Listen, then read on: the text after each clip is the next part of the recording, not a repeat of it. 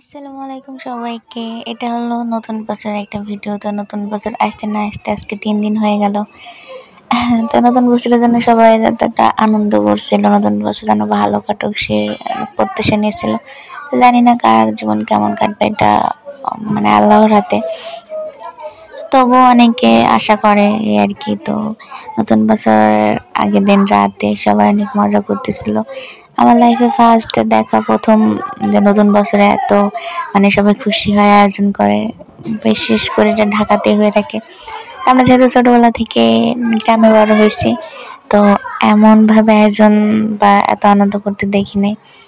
তো ঢাকা শহরও 4 বছর ধরে আছি, তো আগে যেখানে থাকতাম বা অতটা করা হতো না। তো এই ফার্স্ট টাইম এত বড় মানে 31st নাইট আয়োজন করতে দেখলাম।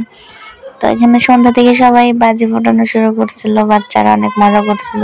সবাই ফানুস কিনে তারপরে এই যে অনেক রকমের বাজিগুলো ছিল এগুলো কিনে রেডি হয়েছিল, ফোটাচ্ছিল সন্ধ্যা থেকে।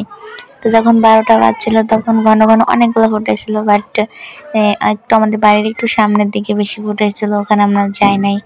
আর কলেজ যেহেতু ছেলে ছিল ওকে নিয়ে বেশি একটা বের হয় নাই, এদিক ওদিক যাইও নাই। তেমন একটা ইয়েও না যে কি পালন করবো, আমরা ছোটবেলা থেকে এগুলো শিখি নাই।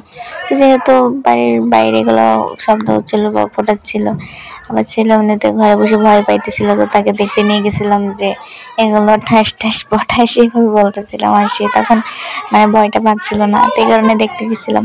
তো 12টা বাজার পর চারিদিকে এত মানে ফোটাচ্ছিল, এত আলো, অনেক ভালো লাগতেছিল দেখে তখন। কিন্তু ইসলামের মতে এগুলো করা ঠিক না।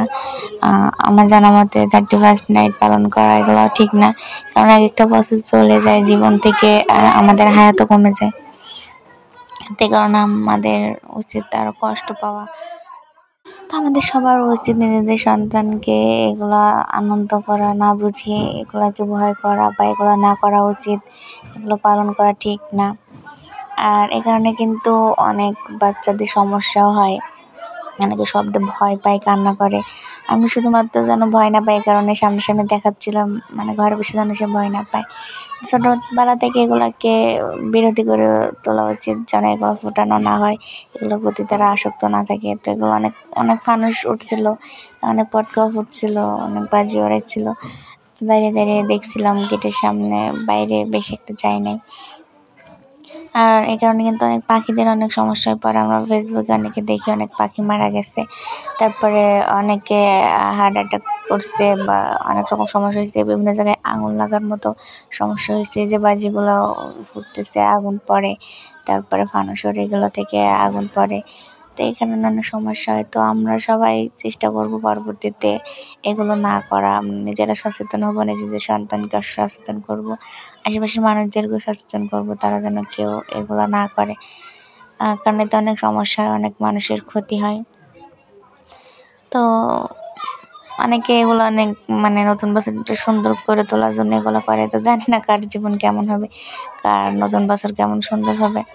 তবে আল্লাহর কাছে এটাই দোয়া করব, সবার দিনগুলো ভালো কাটুক, বছরটা সবার ভালো যাক। সবাইকে আল্লাহ হাফিজ।